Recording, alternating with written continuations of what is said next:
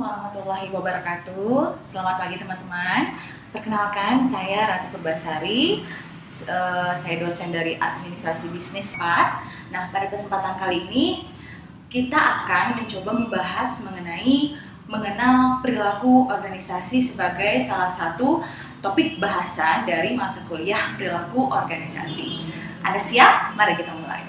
Oke, apa saja yang kita bahas dalam mengenal perilaku organisasi ini? Pertama, kita akan mencoba mengetahui dulu apa sih pengertian organisasi, apa pengertian perilaku organisasi. Kemudian kita akan mencoba melihat mengapa penting bagi kita untuk mempelajari perilaku organisasi. Nah, selain itu kita juga akan mencoba membahas mengenai ilmu apa saja yang memberikan kontribusi terhadap perkembangan ilmu perilaku organisasi. Setelah itu kita akan melihat ruang lingkup kajian apa saja yang akan kita pelajari dalam mata kuliah perilaku organisasi. Oke, kita mulai dari pengertian organisasi. Tapi sebelum sampai ke sana, kita coba untuk memahami terlebih dahulu. Siapa kita? Kita adalah makhluk sosial, benar tidak? Apa itu makhluk sosial? Anda pasti sering mendengarnya. Makhluk sosial pada intinya adalah makhluk yang tidak bisa hidup tanpa bantuan orang lain. Ya enggak? Benar tidak? Apakah kita bisa hidup tanpa bantuan orang lain?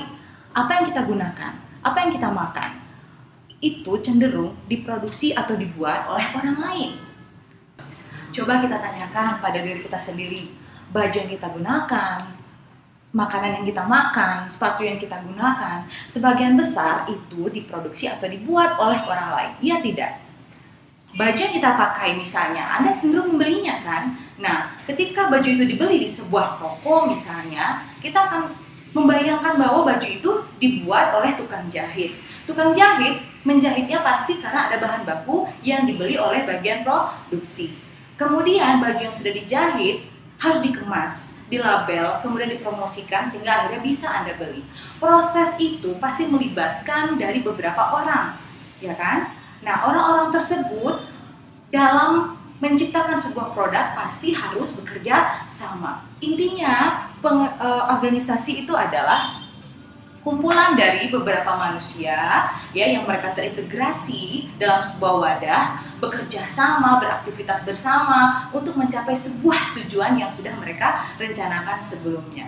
Ya, di PowerPoint ini Anda bisa melihat beberapa pengertian lain mengenai organisasi, tapi pada intinya adalah tadi ya, organisasi adalah sebuah kumpulan manusia yang terintegrasi, kemudian mereka bekerja sama untuk mencapai tujuan yang telah mereka tetapkan sebelumnya. Oke, kemudian kita lanjut ya mengenai perilaku organisasi. Tadi Anda sudah memahami ya, apa itu organisasi? Ini organisasi. Organisasi tadi terdiri dari sekumpulan orang-orang. Nah, orang-orang ini kemudian bekerja sama untuk mencapai tujuan organisasi. Nah, mereka bekerja sama mencapai tujuan organisasi. Di sini harus ada yang namanya kinerja. Nah, bagaimana cara mencapai tujuan organisasi ini? Ini harus dilakukan secara efektif dan efisien. Nah, pertanyaan sekarang, apa kaitan ini semua dengan perilaku organisasi? Apa itu perilaku organisasi? Anda bayangkan, sekumpulan orang yang mungkin saja pada awalnya berasal dari berbagai daerah, berbagai tempat, dengan karakteristik mereka masing-masing, dengan kepribadian, dengan nilai budaya mereka masing-masing. Mereka kemudian bergabung dalam sebuah organisasi. Mereka yang tadinya tidak mengenal, mereka yang tadinya memiliki nilai yang berbeda-beda, berkumpul dalam sebuah wadah. Dalam wadah ini mereka harus bersatu, mereka harus bisa bekerja sama, ya, agar tujuan organisasi bisa tercapai secara efektif dan efisien.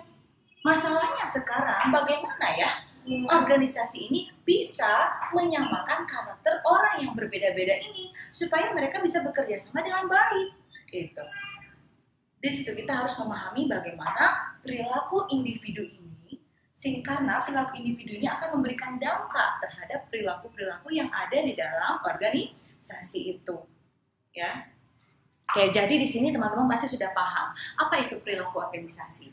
Perilaku organisasi adalah studi yang mempelajari dampak dari perilaku individu, perilaku kelompok, perilaku struktur ke dalam perilaku yang ada di dalam organisasi, yang kemudian pasti akan memberikan kontribusi terhadap pencapaian tujuan organisasi secara efektif dan efisien.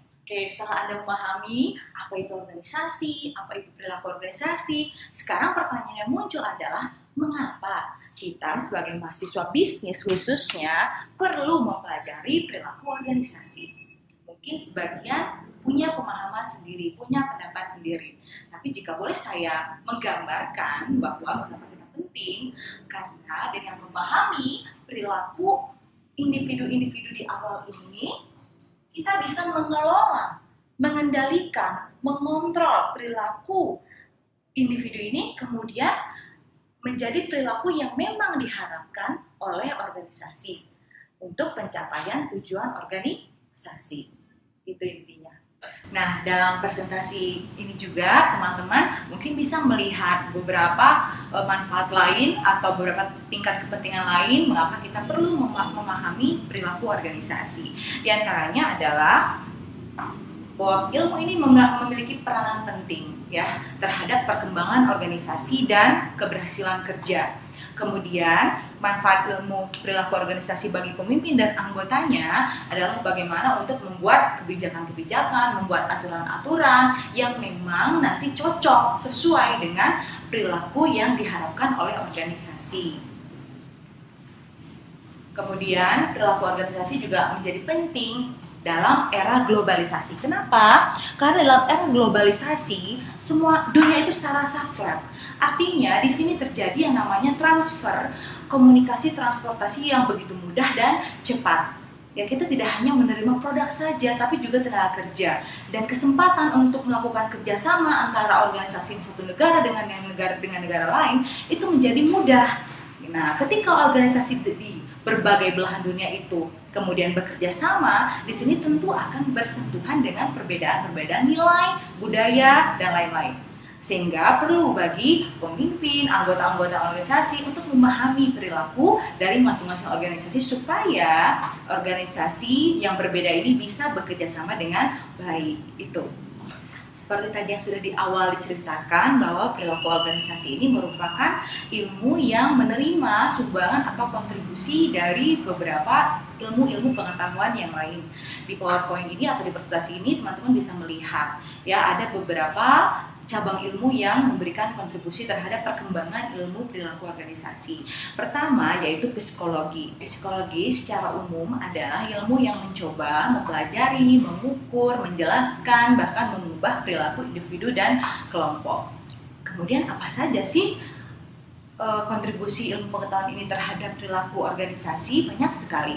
Di antaranya adalah teori-teori pembelajaran, kemudian persepsi, kepuasan, dinamika, dan lain-lain. Kemudian ada lagi sosiologi. Apa itu sosiologi? Sosiologi adalah ilmu yang mempelajari sistem sosial di mana orang-orang memainkan perannya dalam masyarakat. Lantas apa kontribusinya terhadap perilaku organisasi kira-kira?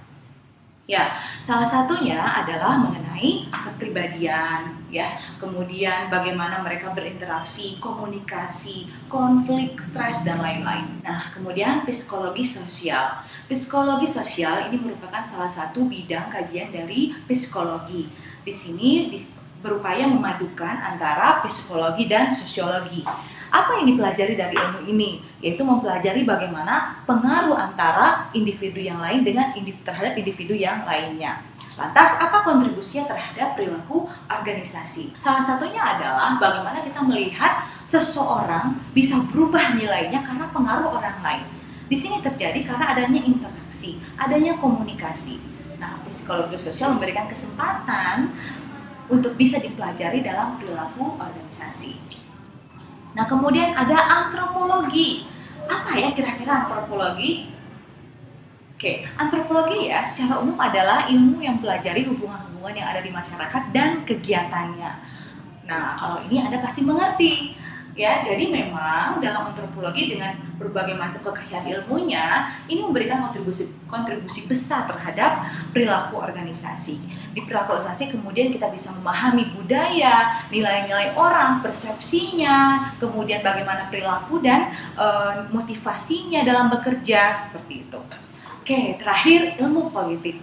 Nah, dalam ilmu politik ini kita mencoba melihat bagaimana perilaku individu dan kelompok di dalam lingkungan politik.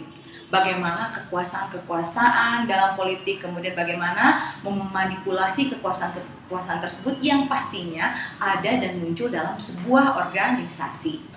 Oke, topik terakhir dari mengenal perilaku organisasi, kita bisa lihat di sini ada ruang lingkup kajian perilaku organisasi. Anda bisa lihat dan membacanya, kemudian saya harap Anda tidak hanya memahami, tapi juga bisa melihat kaitan antara satu topik dengan topik yang lainnya. Karena semua topik ini diharapkan bisa menggambarkan apa itu perilaku organisasi. Baiklah teman-teman, sekian presentasi mengenai topik mengenal perilaku organisasi. Saya harap teman-teman semakin mengenal dan semakin memahami, kemudian semakin tertarik untuk mempelajari ilmu perilaku organisasi ini. Sekian dari saya, terima kasih. Assalamualaikum warahmatullahi wabarakatuh.